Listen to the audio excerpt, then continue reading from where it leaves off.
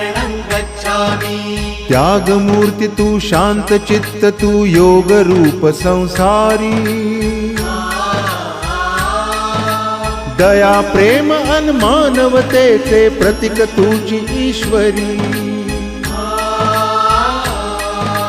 सिद्ध मूर्ती सिद्धार्थ गौतम सकलांचा स्वामी।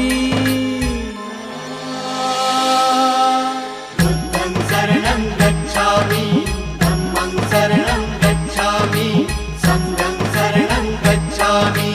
स स स स स स स स स स स स निर